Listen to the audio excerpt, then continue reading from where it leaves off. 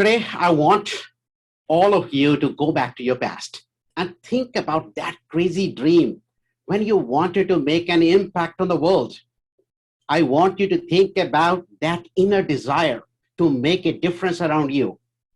Raise your hands if you still have that fire burning under the surface, waiting to come out. If you had the fire, what happened? Why are you not there, my friends? What's stopping you? Maybe life brought you unexpected challenges. Maybe you got an unthinkable failure in your life. Maybe you met some illness or medical trauma. Maybe you lost someone very dear to you. Maybe the lifeline relationship got broken. Maybe that cherished dream shattered. Maybe you got losses in your business or investment. Or maybe you lost that job you wanted so much. Whether it is crisis or adversity, short-term or permanent, all bring you one thing. And that one thing I call a wall of limitations that seems to restrict your forward movement in life. The wall of lacks that makes you feel less than others. The wall of being not good enough amidst your most misfortunes. For a moment, you might feel your losses make you less, but it does not. What if for a moment I told you that this exact thing that you have lost is your best bet to reignite your fire for making an impact? What if I told you that this lack is what makes you a difference maker? For that, as my previous powerful co-speaker said, your perspective matters. You got to change your perspective to change your life. I got polio, this planet's deadliest disease, when I was 6 months old. Most people infected with it would die. I survived somehow with a permanent disability to carry throughout my life. With that, I lost the ability to walk well before reaching the age to walk. There was no medical or physiotherapy help at that time to get me out of it. I was left to survive somehow. Now imagine, because of my immobility, I was at the risk of not even going to school.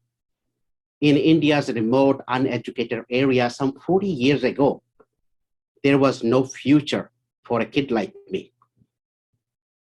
I could only crawl on the floor. On top of that, we were so poor to even buy a single book. I remember I had to wear this 20 kg heavy prosthetics on my leg just to take that robotic step, I had braces made up of steel rods. It has few leather straps, a heavy boot at the bottom to keep my leg in place, Its weight was more than my own weight as a kid, and I was always left behind by my classmates. Often I had to baby walk back home covering 2-kilometer distance in some 2 hours. The thing that you lack the most is one that makes you hungry the most, isn't it? And that hunger is what forces you to move forward. When you are hungry, what are your choices? The only option you have is to chase your food. The destination point of that chase is to find new you, discover new you, who can make that hunger as fuel for life. I was too slow for others to stay with me. I was always left behind. I lacked speed, and I became hungry for being faster. I thought someday I will master the speed. I told myself, if I can't walk with legs, I will walk faster in something else. Today, I stand before you as a global authority on speed in learning and performance. I coach people and professionals and executives on the value of walking faster in whatever they do. I save them time, save them a journey, save them efforts, and help them achieve their desired earnings, status, promotions, and dreams at a faster rate in a shorter time. That's what makes me an impact maker. But back then, I tried hard myself to somehow walk or stand like normal kids.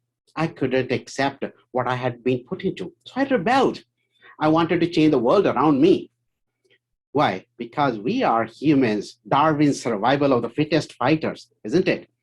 The first instinct of a fighter inside you is to fight with it and try to break it. So the day and night you keep trying to find ways to break that wall. There is a pride thing also. So I also kept on chanting those motivational slogans. I must keep trying. I can't fail. I can't run away. I can't quit. Result? The more I tried, the more my emotional and physical problem escalated to the point of breakdown. But the question you may have is, why so? Because I was trying to break the wrong wall. We all forget an important lesson from centuries of history and civilization. How to win a war with an opponent without knowing the opponent well enough. I did not understand the wall that was indeed troubling me well or enough earlier. I watched a kid playing all day long from my room's window while I was glued to this chair. More I watched, more I compared, and more voices inside me told me that I was a social reject. I did not belong. Whatever I do, I am still gonna be disabled and not accepted in that circle. The real walls that were pulling me back were not my inability to walk, but it was the thinking that I was inferior. It was the feeling that I wasn't good enough. How many of you thought at least once in your life that you were not good enough? Raise your hands. Everyone, almost every one of you, I assume. So those limiting beliefs, mindset, are perceived limitation that we make up in our minds. Those are disabilities too, because those do not let you walk forward. Physical disability, financial loss, job loss, deal loss, project failure, relationship failure, or even medical conditions. Those things are really nothing. So stop overplaying them. I have some questions you got to reflect upon deeply. Do you take enough time to understand what's limiting you? Is it even real or just made up, perceived in your mind? Are you breaking the correct wall? When you answer these questions, it will challenge your perspectives. Then you will discover new you. You will become resilient because you reorient your perspectives. One day I realized I had plenty of distraction-free time while being glued to the chair, free of social interruptions and free of those spoiler friends, right? I had time at my disposal, which other kids of my age did not have. While I had this unobstructed time, what could I bet upon with it? My previous co-speaker already gave you the answer. Bet on myself, okay? So I made a bet on myself. Reading and learning was my best bet since it literally tied me to the chair. I immersed myself in the world of learning. I started reading any book I could put my hand on. I read books ahead of my age. I remember the first book I ever read was Dale Carnegie, while kids would read comics at that age. My bet paid off well. Soon I mastered poetry, chemistry, astronomy, physics, science, and any other book I could afford or buy or borrow. Where all this came from? It came from that hunger to be fast in something. That hunger propelled me to develop a passion for learning new things better and quicker. At that time, frankly, I had no goal to be a difference maker to the world. I started with a simple goal of making an impact on myself and sort of proving to myself and to others around me that I was better than them. So forget those celebrity slogans like we want to make a difference to the million people's life. I realized during my journey that the first person you must make impact upon is yourself. You can't think big. You can't make an impact on others. You can't make a difference to anybody unless you make an impact on yourself, unless you make a difference to yourself. So impact starts with you. No, let's take it to the next level. Impact starts with your lacks, your limitation, your gaps, your failures. Some of you may still be very doubtful. Wait a second. If I am limited somehow due to whatever reason, how could I even make an impact? My immobility was a limitation, but it was a leverage too. it was my opportunity too. So that exact thing is what helped me discover myself. I discovered my love for learning. I fell in love with the whole fun and enjoyment of learning. And I saw that as a way to make a bet on myself. So I began to experiment on myself. Today, I am world's leading learning scientist with 2 doctorates. I earned over 100 international credentials and some of world's highest certifications. I cracked the code to speed up learning. That's the single most thing every single human on this planet needs, learning, and learning fast. And that was my way of making a big impact on the world.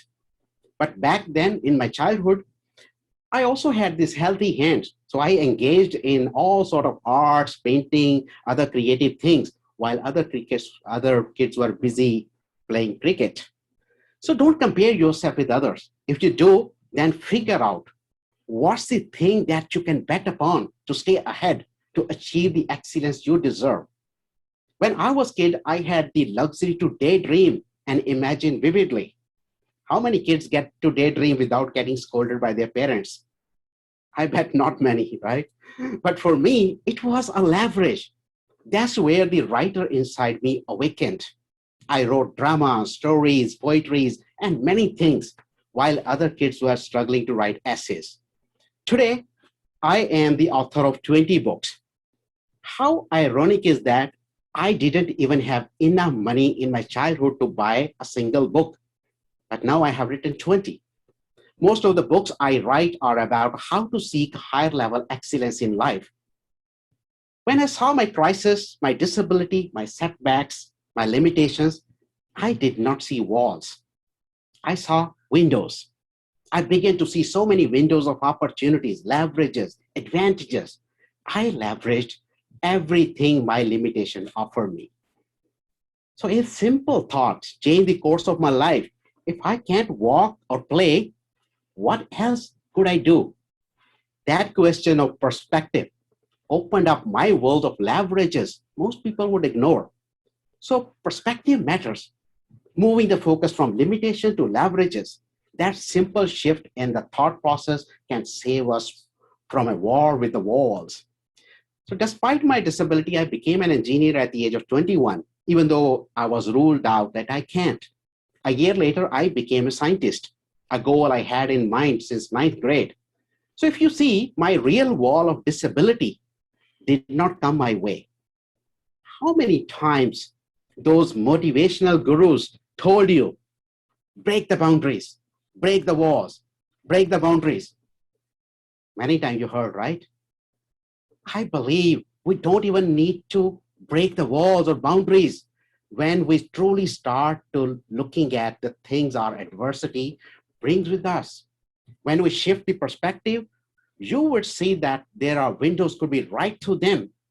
You would discover new you beyond those walls. Through those walls, you will find new business opportunities by betting on your losses. You will find tons of leverages in your failed projects. You will begin to spot new opportunities even in your lacks. And you will begin to impact the world with the exact same thing what you thought made you less than others.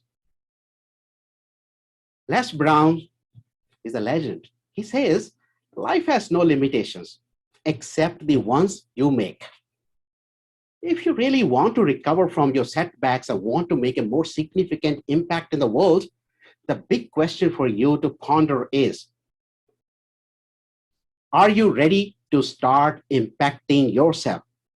Because impact starts with you. Thank you, my friends.